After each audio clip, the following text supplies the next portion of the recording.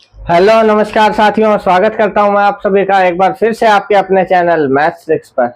तो साथियों, आज का जो हमारा सेशन है वो प्रीवियस ईयर क्वेश्चंस में मैं आपके लिए आज लेके आया हूं एसएससी सीजीएल जो 2023 के क्वेश्चन है। कल भी मैंने आपको सीजीएल के क्वेश्चंस कराए थे।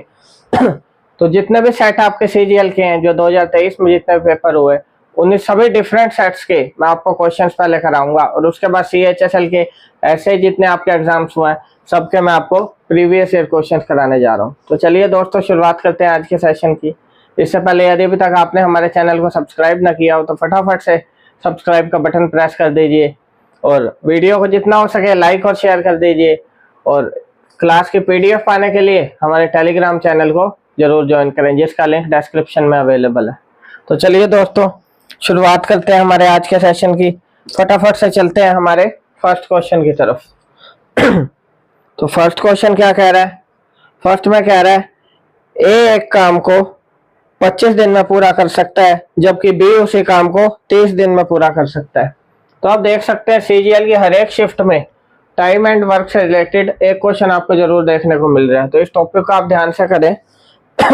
वे एक अंतर दिन के आधार पर काम करते हैं और ए से शुरू करते हैं। ए और बी दोनों 5 दिन के लिए इस तरीके से पालन करते हैं और फिर ए काम छोड़ देता है। बी शेष कार्य को कितने दिन में करेगा? तो अच्छा क्वेश्चन है एक टाइम और वर्क का। क्या दिया हुआ है? ए तो किसी काम को कितने दिन में कर रहा है? 25 दिन में। और बी कर रहा है 30 दिन में। ये आपको गिवन है। तो ये आपको गिवन है ए 25 दिन में और बी 30 दिन में। अब क्या कह रहा है कि वो दोनों एकांतर रूप से मतलब एक दिन तो ए कर रहा है, एक दिन बी कर रहा है। और शुरुआत करते हैं ए से। 5 दिन तक तो उन्होंने इस तरीके से काम किया और उसके बाद ए ने काम छोड़ दिया। क्या कह रहा है? 5 दिन तक इस तरीके से काम किया, फिर ए ने काम छोड़ दिया। तो जितना काम बच गया बी उसको कितने दिन में करेगा? तो चलिए करते हैं इस क्वेश्चन को सॉल्व हमारे एलसीएम मेथड से। एलसीएम मेथड क्या कहता है? दोनों का क्या लेंगे हम? एलसीएम। तो इसका एलसीएम आ जाएगा हमारा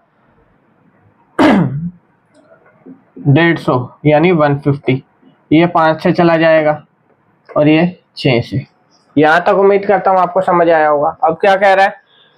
एकांतर रूप से काम कर रहे हैं और ए से शुरू कर रहे हैं। एक दिन ए कर रहे हैं, एक दिन बी कर रहा है। पहले दिन ए कितना काम करेगा? 6। फिर आएगा बी, अगले दिन 5 काम कर जाएगा। फिर अगले दिन ए, फिर बी और लास्ट दिन कौन करेगा? ए। 5 दिन तक उन्होंने इस तरीके से काम किया। तो कितना काम हो गया?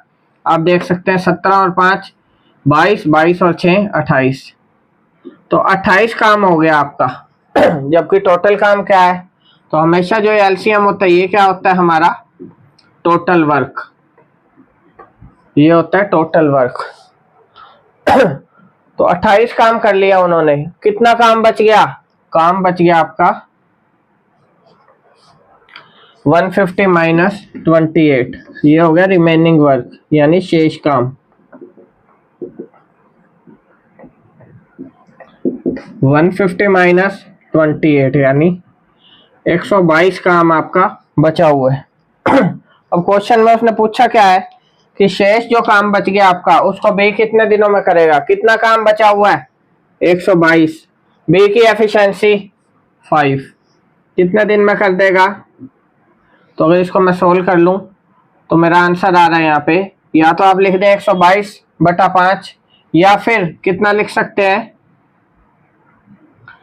ये आपका आ गया 5 दूनी 10, ये आ गया 20।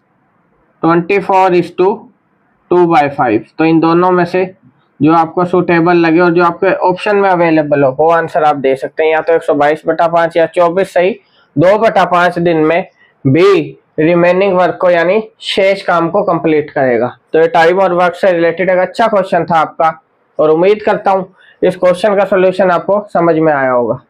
चलिए दोस्तों, चलते हैं हमारे नेक्स्ट क्वेश्चन की तरफ जो है हमारा सेकंड क्वेश्चन।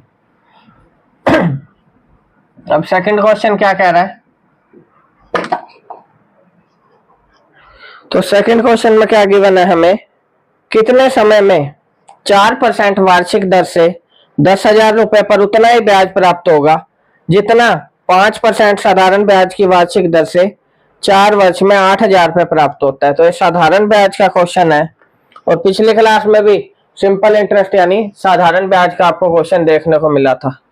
तो आप इस जो आपके टेस्ट है, इन टेस्ट के माध्यम से ये अंदाजा लगा सकते हैं कि कौन सा जो आपका टॉपिक है वो वीक है। तो उस टॉपिक को आप अच्छे से करें, तो इसके लिए आप हमारे चैनल पर अवेलेबल जो सेशन हमने लिए हैं उनकी मदद ले सकते हैं, जिससे आपके कंसेप्ट क्लियर हो जाएंगे। चलिए इस क्वेश्चन को देख लेते हैं। क्या कह रहे हैं कितने समय में क्या निकालना है, टाइम। सबसे पहले आपको यह पता होना चाहिए निकालना क्या है, टाइम निकालना है। कितने समय में 4% वार्षिक दर से 10,000 पर उतना ही ब्याज प्राप्त होगा। प्रिंसिपल गिवन है, P1 लेट करता हूं क्योंकि दो प्रिंसिपल गिवन है। प्रिंसिपल गिवन है 10,000 रुपए, रेट ऑफ इंटरेस्ट यानी ब्याज दर 4%, उतना ही ब्याज प्राप्त होगा जितना 5% साधारण ब्याज। अब आपको एक टाइम अगला गिवन है 4 साल यानी 4 वर्ष। प्रिंसिपल सेकंड गिवन है 8,000 रुपए और टाइम कितना, सॉरी टाइम दे दिया, रेट कितने गिवन है 5%। अब इन दोनों में क्या गिवन है, दो प्रिंसिपल हो गए, दो आपको रेट गिवन है और दो टाइम गिवन है। एक टाइम आपको निकालना है, दूसरा गिवन है। दिया क्या हुआ है, दोनों ही केस में सेम क्या है, रेट ऑफ इंटरेस्ट, सॉरी जो आपका क्या है, दोनों ही केस में कितने समय में सिंपल इंटरेस्ट यानी SI, सिंपल इंटरेस्ट क्या है सेम, क्योंकि उसने क्या कहा उतना ही ब्याज प्राप्त होगा जितना इस केस में हो रहा है। अगर सिंपल इंटरेस्ट सेम है तो फॉर्मूला क्या होता है सिंपल इंटरेस्ट का, PRT अपॉन 100 यानी P1 R1 T1 divide by 100 किसके इक्वल हो जाएगा, P2 R2 T2 divide by 100। सबसे पहले यहां तक बताएं आपको समझ में आया या नहीं। क्वेश्चन में गिवन है एक प्रिंसिपल 10,000 रुपए जिसपे 4% की रेट से टाइम उसने पूछा है कितने टाइम में उतना ब्याज प्राप्त होगा जितना 8,000 रुपए पे 4 वर्ष में 5% की रेट से प्राप्त होगा। तो चलिए सोल्व कर लेते हैं इसको। कितना प्रिंसिपल है 1 हमारा 10,000 इंटू रेट है 4%। आप चाहें तो यहाँ 100 को काट सकते हैं जिससे आपकी कैलकुलेशन आसान हो जाएगी। रेट ऑफ इंटरेस्ट हो गया 4 और टाइम आपको निकालना है T1 और सेकंड केस में प्रिंसिपल है आपका 8,000, रेट कितनी है 5% और टाइम 4। बस अब जो कट सकता है वो काट देंगे, यहाँ 4 से 4 कट जाएगा, 3 जीरो से यहाँ 3 जीरो कट जाएंगे और 5 से कट गया 2 बार, तो टाइम कितना निकल के आ गया। टाइम की अगर मैं बात करूं तो कितना आ रहा है 10,000 रुपये पे 4% की यहाँ रेट थी आपकी T1, 8,000 पे 5% और 4 साल, 4 से तो 4 कट गया और आपका यहाँ 8 भी तो बच गया, तो 2 से काटूंगा इस 8 को, तो टाइम निकल के आ गया 4 साल यानी 4 वर्ष। तो 4 years will be your correct answer for this question. 4 साल आपका इस क्वेश्चन का आंसर होगा। तो उम्मीद करता हूं ये भी आपको अच्छे समझ आया होगा। चलिए चलते हैं थर्ड क्वेश्चन की तरफ। तो ये प्रीवियस ईयर जो क्वेश्चंस हैं आपके लिए बहुत हेल्पफुल होने वाले हैं, क्योंकि कई बार जो एग्जामिनर होता है same as it is question पूछ लेता है, सिर्फ आपकी जो वैल्यूज है उनको चेंज कर देगा। तो इन क्वेश्चंस को अच्छे से लगाएं। चलते हैं हमारे थर्ड क्वेश्चन की तरफ। तो थर्ड क्वेश्चन क्या है आपका, ट्रिग्नोमेट्री से रिलेटेड। तो ट्रिग्नोमेट्री का क्वेश्चन भी आपको जरूर देखने को मिलेगा, एक या एक से अधिक भी आपको दिख सकते हैं। कोस थीटा की वैल्यू गिवन है √3/2, क्या निकालना है, tan square theta into cos square theta. Cos theta कितना है गिवन है √3/2, निकालना क्या है tan square theta into cos square theta, ये निकालना है। अब कोस स्क्वायर थीटा, तो कोस स्क्वायर थीटा तो मेरा यहीं से निकल आएगा कितना, √3/2 का स्क्वायर 3/4, क्योंकि रूट का जब आप स्क्वायर करेंगे तो कट जाता है, 2 का स्क्वायर 4। कोस स्क्वायर थीटा तो आ गया मेरे पास। मेरे को अब क्या चाहिए, tan square theta. tan square theta के लिए आपको पहले tan थीटा निकालना पड़ेगा। अब अगर मैं एक ट्रायंगल ड्रॉ करूं, ये मेरा परपेंडिकुलर, ये बेस और एक हाइपोटेन्यूज। कोस थीटा की बना √3/2, कोस थीटा क्या वैल्यू होती है कोस थीटा की, अगर आपने ट्रिग्नोमेट्री का चैप्टर पढ़ा हो, बेस बाय हाइपोटेन्यूज, यानी ये गिवन है √3/2। √3 बेस कितना है √3, हाइपोटेन्यूज 2 गिवन है आपको। क्या निकालना है परपेंडिकुलर। तो परपेंडिकुलर कैसे निकलेगा, बाय पाइथागोरस थ्योरम।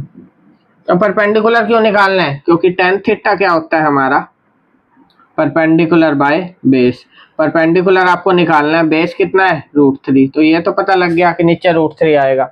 अब परपेंडिकुलर की आपको वैल्यू निकालनी है, तो बाय पाइथागोरस थ्योरम।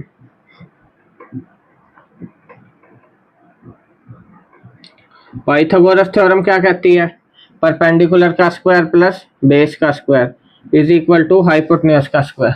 परपेंडिकुलर मेरे को निकालना है, बेस गिवन है √3 जिसका स्क्वायर कर दूंगा, हाइपोटेन्यूज गिवन है 2, तो ये आ गया p² + 3 is equal to 4, p² is equal to 1, तो p की वैल्यू क्या निकल आई 1, यानी परपेंडिकुलर आ गया आपका 1। तो tan थीटा की वैल्यू क्या निकल आई 1/√3। tan थीटा आ गया 1/√3। क्या चाहिए tan² थीटा, क्या आ जाएगा 1/3। आंसर क्या निकालना था tan² theta into cos² theta, तो कितनी आ जाएगी tan² थीटा तो हो गया 1/3 इंटू cos² थीटा 3/4, तो आपका जो आंसर निकल के आएगा वो है हमारा 1/4। तो 1/4 will be correct answer for this question.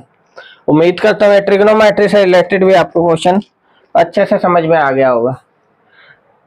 चलिए चलते हैं हमारे नेक्स्ट क्वेश्चन की तरफ। दोस्तों सेशन पसंद आ रहा हो तो वीडियो को फटाफट से लाइक और शेयर कर दीजिए। चलिए देखते हैं हमारा फोर्थ क्वेश्चन। अब फोर्थ क्वेश्चन में क्या कह रहा है, इसमें गिवन है आपको यदि a + b + c is equal to 16 और a² + b² + c² क्या है 90, तो ab + bc + ca का मान बताओ। तो अलजेब्रा का अच्छा क्वेश्चन है आपका ये।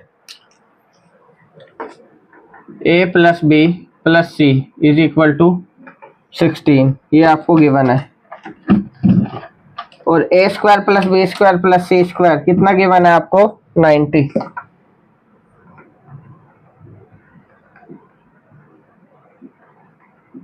निकालना है हमें ab + bc + ca, ये आपको निकालना है। तो अगर आपने फॉर्मूला पढ़ा हो a + b + c का होल स्क्वायर, तो क्या होता है formula a² + b² + c² + 2 into ab + bc plus में ca, यही फॉर्मूला होता है आपका। अब गिवन क्या है a + b + c की वैल्यू 16, यानी 16 का स्क्वायर, a² + b² + c² कितना गिवन है 90, प्लस 2 इंटू इसकी वैल्यू आपको निकालनी है ab + bc प्लस में ca। उम्मीद करता हूँ यहाँ तक समझ आ गया होगा, सिर्फ हमने वैल्यू पुट की है जो भी गिवन है। अब इस 16 का स्क्वायर कर लेंगे तो कितना आएगा 256, 90 इधर आके क्या हो जाएगा माइनस का, is equal to 2 into ab + bc plus में ca। 256 में से इसको माइनस कर दूंगा तो क्या बच जाएगा 166 is equal to 2 into ab + bc plus ca। तो हमारी वैल्यू क्या निकल के आ गई ab + bc प्लस में ca, 166 डिवाइड बाय 2 यानी 83। तो 83 आपका क्या हो गया करेक्ट आंसर। तो ये इस क्वेश्चन का सॉल्यूशन था। उम्मीद करता हूँ आपको अच्छे से समझ में आया होगा। ठीक है फ्रेंड्स, चलिए चलते हैं हमारे नेक्स्ट क्वेश्चन की तरफ। अब नेक्स्ट क्वेश्चन क्या कह रहा है फटाफट से देख लेते हैं।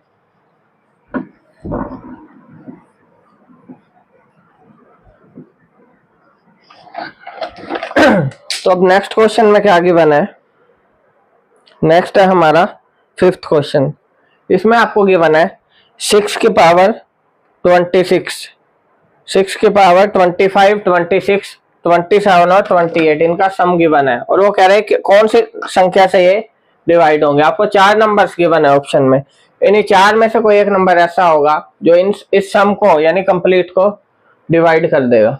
तो जब भी ऐसा क्वेश्चन दिख जाए तो इसको सोल्व करने का शॉर्टकट मेथड क्या है, 6 की पावर 25 प्लस 6 की पावर 26 प्लस 27 प्लस में 28। अब अगर आप ध्यान से देखें तो सबका बेस तो क्या है, सेम, बस पावर अलग अलग है।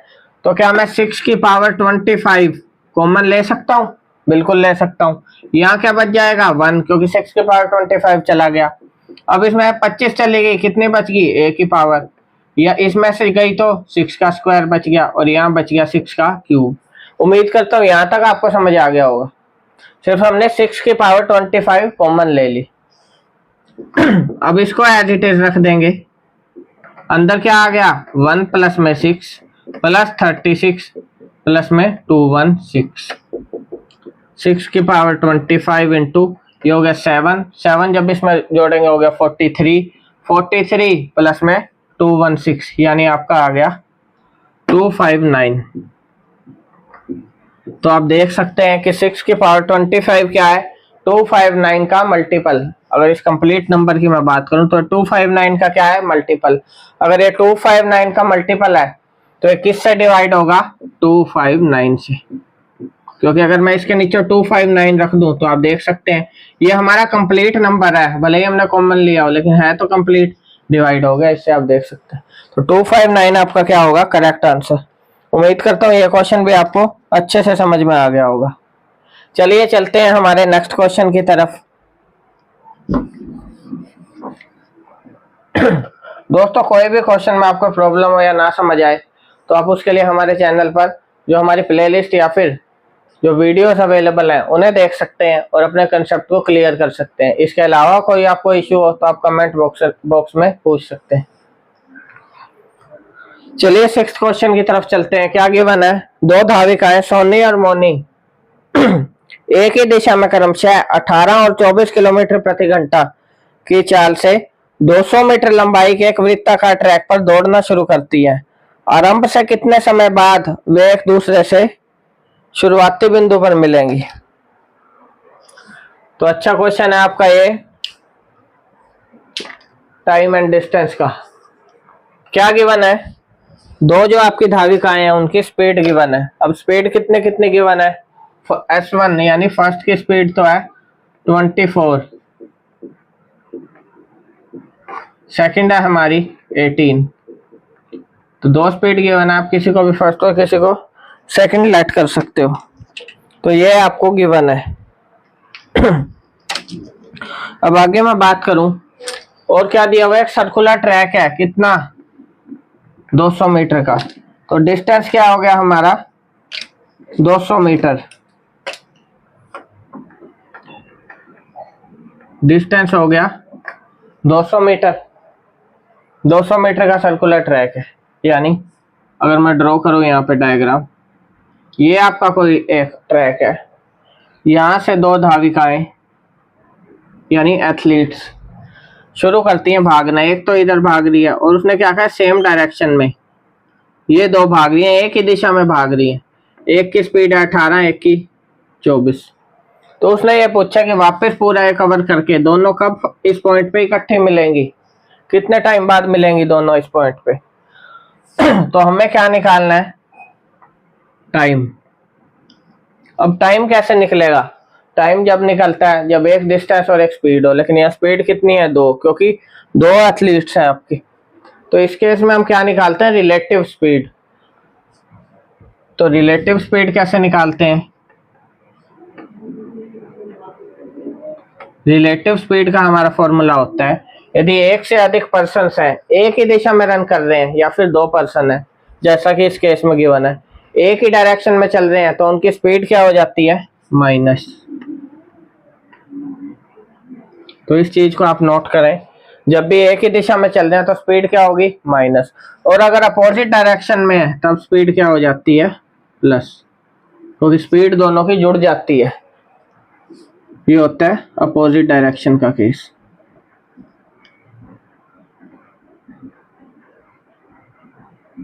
अब सेम डायरेक्शन में है तो स्पीड माइनस होगी। रिलेटिव स्पीड क्या निकल आएगी, S1 माइनस S2, यानी 24 माइनस 18 कितनी आ गई, 6 किलोमीटर प्रति घंटा। यहाँ तक बताइए समझ में आया या नहीं। हमने रिलेटिव स्पीड निकाल ली। अब टाइम निकालना है। टाइम का क्या फॉर्मूला होता है? Distance by speed. अब डिस्टेंस भी गिवन है, स्पीड भी गिवन है, लेकिन एक और चीज यहाँ में दिख रही है। क्या? जो आंसर है हमारा सेकंड में गिवन है, और ये डिस्टेंस तो ठीक है मीटर में आपका, लेकिन जो स्पीड है किलोमीटर प्रति घंटा है, तो इसे हमें क्या करना पड़ेगा? मीटर पर सेकंड में कन्वर्ट। स्पीड है 6 किलोमीटर प्रति घंटा। तो जब टाइम एंड डिस्टेंस का चैप्टर कराया था, मैंने आपको एक चीज समझाई थी कि जब भी आप किलोमीटर प्रति घंटा से मीटर पर सेकंड में जाएंगे तो आप क्या करेंगे? 6 को 5/18 से मल्टीप्लाई, तो क्या आ गया? 5/3 मीटर पर सेकंड। अब जो है डिस्टेंस और स्पीड की यूनिट क्या होगी? सेम होगी। अब आप इस क्वेश्चन को सोल्व कर सकते हैं। डिस्टेंस कितना है? 200 मीटर। स्पीड 5/3, 5 नीचे आ जाएगा, 3 ऊपर चला जाएगा, 40 पे कट गया, क्या निकल के आ गया? 120 सेकंड। तो 120 सेकंड आपका क्या हो गया? Correct answer. तो उम्मीद करता हूँ ये क्वेश्चन भी आपको समझ में आ गया होगा।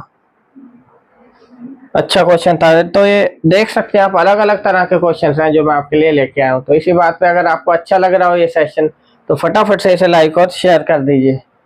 चलिए चलते हैं नेक्स्ट क्वेश्चन की तरफ। देख लेते हैं हमारा 7th क्वेश्चन।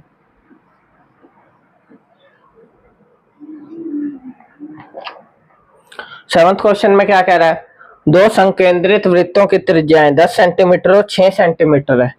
बड़े वृत्त की उस जीवा की लंबाई ज्ञात कीजिए जो छोटे वृत्त को स्पर्श करती है। तो ऐसा क्वेश्चन भी अगर आपको ध्यान हो तो मैंने 2 सेशन पहले ही आपको कराया है। तो अगर आपने उस सेशन को देखा हो तो इस क्वेश्चन को आप तुरंत कर लेंगे। नहीं तो फिर से मैं आपको एक क्वेश्चन समझा देता हूँ। क्या गिवन है? दो संकेंद्रित वृत्तों की त्रिज्याएं 10 सेंटीमीटर और 6 सेंटीमीटर। तो एक को मैं R1 लेट करूं तो दूसरा हो गया R2।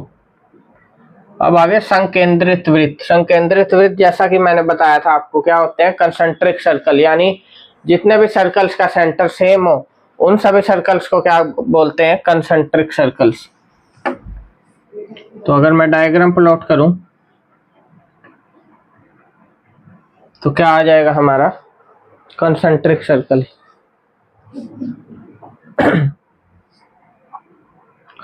कितनी रेडियस गिवन है? 6 सेंटीमीटर। और इसकी बात करूं मैं तो कितनी? 10 सेंटीमीटर। ये आपको गिवन है। अब हमें क्या बोला है इस क्वेश्चन में? ये आपको त्रिज्याएं गिवन है और हमें बोला है बड़े वृत्त की उस जीवा की लंबाई बताइए जो छोटे वृत्त को स्पर्श कर रही है। तो अगर मैं जीवा यहाँ प्लॉट करूं, ये छोटे वृत्त को क्या कर रही है? स्पर्श।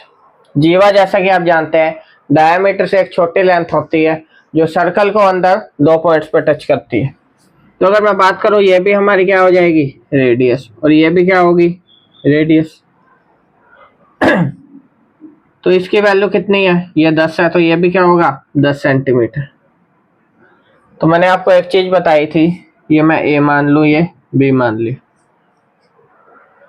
कि अगर कोई भी बड़े सर्कल छोटे सर्कल पे जीवा बना रहा है तो सेंटर से जो परपेंडिकुलर आएगा उसको 2 इक्वल पार्ट्स में डिवाइड करेगा। यानी ये अगर मैं डी मानूं तो AD is equal to DB। तो अगर मैं यहाँ से DB या AD किसी एक की वैल्यू निकाल लूं तो हमारा आंसर निकल आएगा।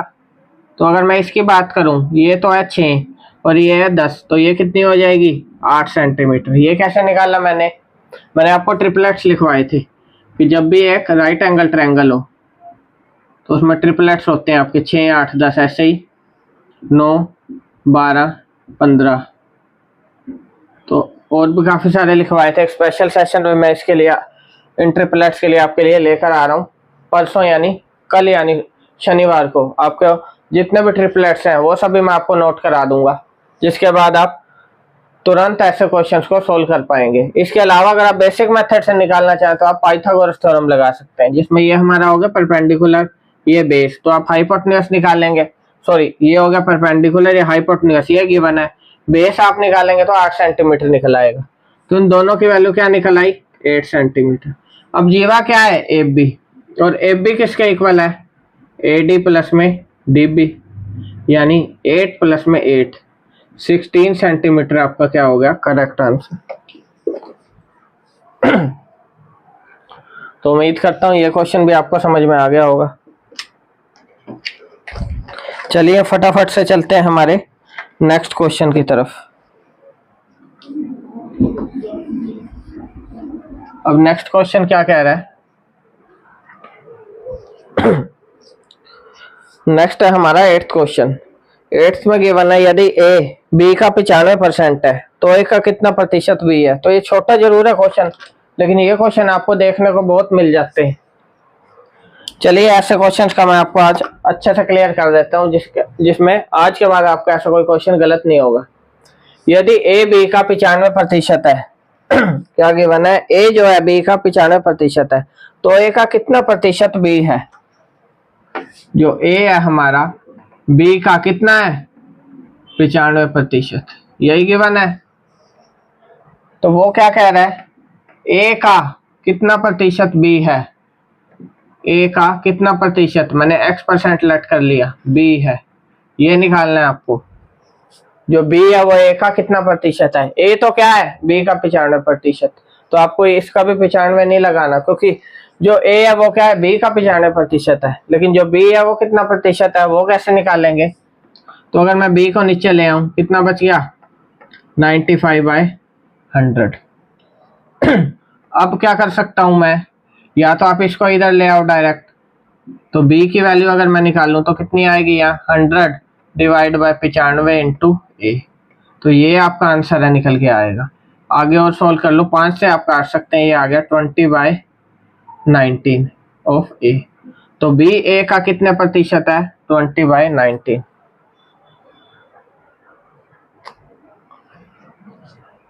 ठीक है साथियों, तो ये छोटा सा क्वेश्चन था एक, लेकिन एक थोड़ा कॉम्प्लिकेटेड हो जाता है कई बार, इसलिए मैं आपके लिए क्वेश्चन लेके आया। ये आपका CGL 2023 में पूछा गया। तो चलिए चलते हैं अब नेक्स्ट क्वेश्चन की तरफ, हमारा 9th क्वेश्चन।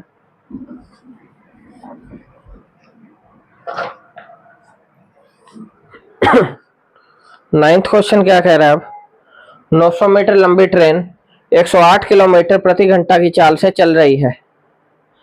900 मीटर लंबे प्लेटफॉर्म को पूरी तरह से पार करने में इस ट्रेन को कितना समय लगेगा।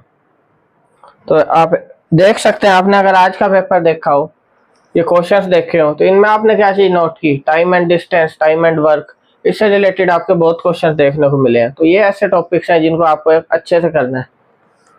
चलिए इस क्वेश्चन को भी सोल्व कर लेते हैं। क्या गिवन है, 900 मीटर लंबी ट्रेन, ट्रेन की लेंथ कितनी है, अगर मैं एल लेट करूं 900 मीटर, 108 किलोमीटर प्रति घंटा की स्पीड से चल रही है। स्पीड है 108 किलोमीटर प्रति घंटा। 900 मीटर लंबे प्लेटफॉर्म को, प्लेटफॉर्म की लेंथ 900 मीटर, पार करने में कितना समय लगेगा। तो इसका भी आप आंसर देखें तो सबसे पहले आपको ऑप्शंस की तरफ ध्यान देना है कि जो हमारा ऑप्शंस है, यानी आंसर जो आएगा कौन सी यूनिट में आएगा। अब आप देख सकते हैं सेकंड्स में आएगा, तो ये तो ठीक है हमारी फिर से मीटर, ये भी मीटर, इसको आपको मीटर पर सेकंड में कन्वर्ट करना होगा। क्या बताया था 5/18, 18 से अगर काट दूं तो क्या आ गया 30 मीटर पर सेकंड, ये स्पीड आ गई। उम्मीद करता हूँ समझ आया होगा आपको यहाँ तक। अब क्या निकालना है, टाइम निकालना है कि 900 मीटर लंबे प्लेटफॉर्म को कितनी देर में पार करेगी। तो टाइम क्या होता है, distance divide by speed. Distance कितना हो जाएगा, 900 मीटर तो ट्रेन की लेंथ होगी, और 900 मीटर का क्या है प्लेटफॉर्म। स्पीड कितनी है 30, तो कितना आंसर निकल आएगा 1800/30, यानी 60 सेकंड्स। तो 60 सेकंड में जो ट्रेन है वो 900 मीटर लंबे प्लेटफॉर्म को पार कर देगी। तो उम्मीद करता हूँ ये क्वेश्चन भी आपको समझ में आ गया होगा। नेक्स्ट है हमारा 10th क्वेश्चन। तो 10th क्वेश्चन देखते हैं। अब 10th क्वेश्चन है, सरसों के तेल का अंकित मूल्य उसके क्रय मूल्य से 25% अधिक है। यदि इसे बिना किसी लाभ या हानि के बेचा जाता है तो इसे अंकित मूल्य से कितने प्रतिशत कम पर बेचा जाना चाहिए। तो अंकित मूल्य और क्रय मूल्य का एक आसान क्वेश्चन है, तो इस क्वेश्चन को आप घर पे ट्राई करिएगा, और जो आंसर आपका निकल के आए आप कमेंट सेक्शन में उसे पोस्ट ज़रूर करना। तो मैं कल इस क्वेश्चन को सोल्व करा दूंगा। उम्मीद करता हूँ इसका आंसर आप तुरंत निकाल लेंगे। तो चलिए आज का सेशन हमारा यहीं पर कंप्लीट होता है और उम्मीद करता हूँ आज का सेशन आपको पसंद आया होगा। पसंद आया हो तो इसे लाइक और शेयर जरूर कीजिए और अभी तक हमारे चैनल को सब्सक्राइब ना किया हो तो इसे सब्सक्राइब कर लीजिए और बेल आइकन को प्रेस कर लीजिए ताकि हर एक हमारी वीडियो का अपडेट आपको मिलता रहे। क्लास के PDF पाने के लिए आप हमारे टेलीग्राम चैनल को ज्वाइन कर सकते हैं जिसका लिंक डिस्क्रिप्शन में अवेलेबल है। तो इसी के साथ धन्यवाद दोस्तों, आपका दिन शुभ हो।